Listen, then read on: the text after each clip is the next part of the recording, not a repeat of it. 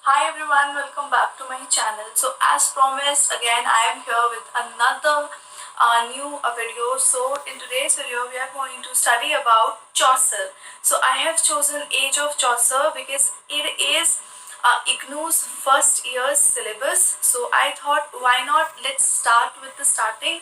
So today we are going to study about Chaucer. If you don't know Geoffrey Chaucer, he is known as the father of English literature. He is known as modern of the moderns. So he's the one who is known as father of English poetry. So today we are going to study Chaucer, and it is also said that Chaucer is the one who started poetry in English literature. Now without any further ado, let's get started. So as we are studying about Chaucer, let's see what was his time period. So Chaucer reigned 1340 to 1400. He is known to be born in 1343, but the whole era of Chaucer is segregated in 1340s to 1400. So, as I told you that Chaucer, he was known as the father of English literature and poetry, and he is earliest of the great moderns. Now let me tell you a little bit about the backstory, what was going in the England at that time. So 1348, there was this great plague, like we are having COVID-19 situation right now. So they were having a great plague, and so many people used to die, and it was a time when people were in their crisis. It was also known as Black Death. Now, one more thing, that at that time bishops, they used to be very immoral. So what they used to do was that they used to sell pardon tickets. Now, what are pardon tickets? So if you don't know, pardon is something, they related pardon to your own karma. So they said that we are giving you this holy, very sacred thing, ticket to you, so that you can go to heaven. Whenever you die, you can go to heaven, and you can, talk to God. You can apply for apology and stuff. Like, the whole thing was such a bluff. So by this, the bishops used to earn money. So the whole immoral age was started in Age of Chaucer. And so it was Chaucer's initiative that he wrote Wife of Bath, that I have already covered. If you want to see the whole summary of Wife of Bath, you can click here and you can watch the summary for yourself. So this was one of the immoral characters or immoral things which were done by the bishops. And a little bit about the wars. So there were regular wars. So it's like every now and then wars were there, and Thousand Years' War was prevalent at the time, which was from 1337 to 1453. So you can see the situation of England at that time. And it is also said that Chaucer, he reigned, like he wrote things under the three kings, that was Edmund III, Richard II, Henry IV. So Chaucer, he worked for all these three kings, and there are also their dates. If you want to write, you can write it. And regarding the wars, so there was Thousand Years of War, like thousand, for the whole 1,000 years, the war, it never stopped. And if I happen to tell you that there was Battle of Crecy in 1346, Battle of Poitiers in 1356, Battle of Agincourt in 1450, and at last England defeated France. So this war was between England and France, and in the end England defeated France. So this is a short backdrop when Chaucer used to write poetries, or he used to write some more works. So this was the backdrop. Now let's move towards the works which he has written and his style of writing. So before moving ahead, let's see. Chaucer had four types of dialect.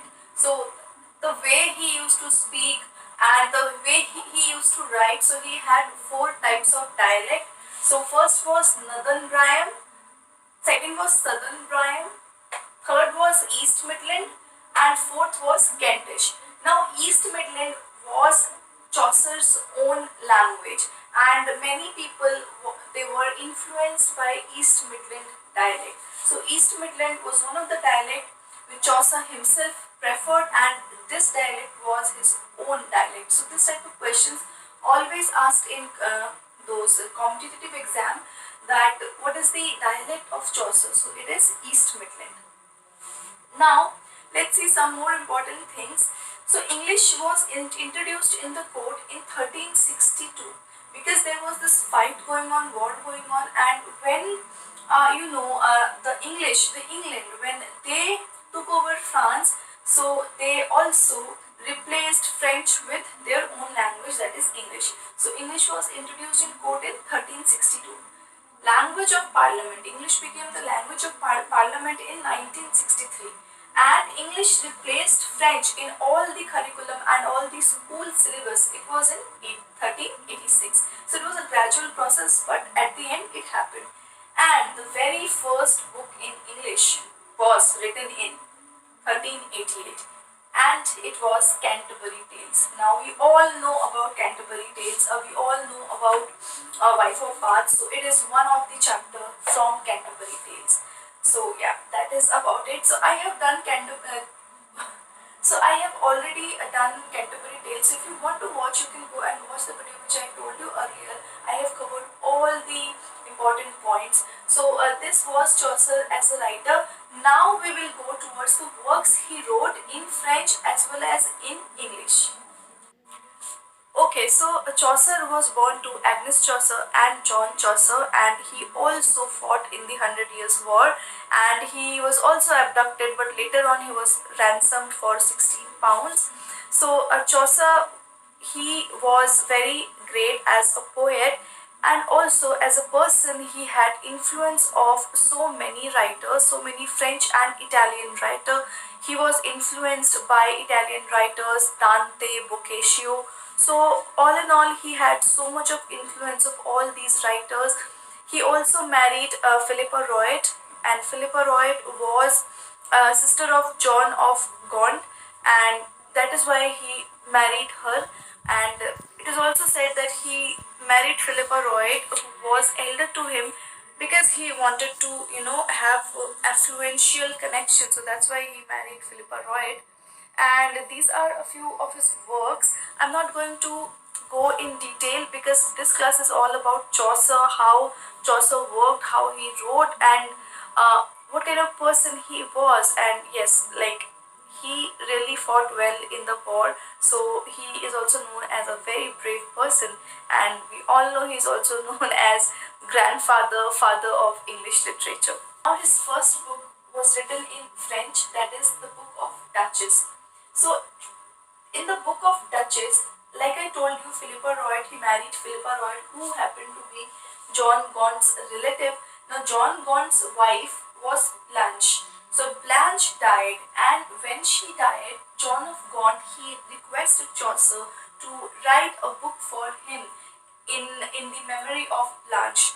And Blanche, she was from Lancaster. So in the Book of Duchess, Chaucer, he talks about Lancaster, and Lancaster was the place where Blanche belonged to. And while he was writing Book of Duchess, he was reading Seeks and Alicon. One more thing, because Chaucer, he had so much of influence of all the writers, so he used to read so many books. And Seeks and Alicon, when he read that book, he had some storyline built up from this book also, which he also used in his Canterbury Tales. So in order to write more and more, Chaucer used to read a lot. Now the next work is Roman de la Rose, and he was again influenced by two of the French writers. One was Jean de Meung and the other one was William de Lewis.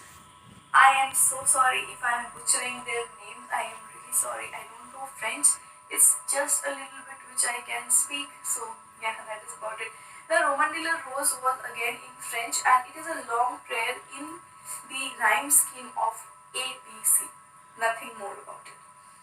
After that, his one of the most influential works, and people used to like this work, was Parliament of Fowls. Now in Parliament of Fowls, he wrote about marriage of Richard II, and he wrote really good things about Richard II because it was he was the king of the England at that time. So that is why Chaucer he wrote good things about Richard II.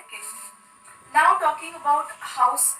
Now the fourth work was House of Fame, and it was influenced by Dante. He was really influenced by Italian writer Dante, and it is known to be a dream allegory. So there is a person who has three types of dream, and those dreams were segregated of what kind of morality you have. Not going in deep, just I'm going to tell you that House of Fame is a dream allegory. Now talking about Troilus and Cressida, written in Rhyme the Royal. One more thing, Chaucer's way of writing was Rhyme the Royal. So his way of writing was Rhyme the Royal. He used to write in this particular rhyme scheme. And what was Rhyme the Royal? It has 7-line stanza with rhyme scheme of A B A B B C C. Okay, so it is his rhyme scheme A B A B B C C. And these are the famous works which is written by Chaucer, and we all know about Canterbury Tales. I don't have to speak up more about that, but yes, this is it. This is about the lecture, guys, and I hope things are clear to you now about Chaucer, because before reading Canterbury Tales it is very important to know who Chaucer was. I'm sure these all are not a part of your syllabus, but you must know that who Chaucer was and what he wrote.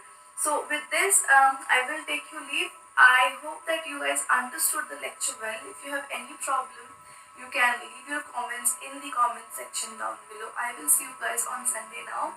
Take care everyone. Bye bye.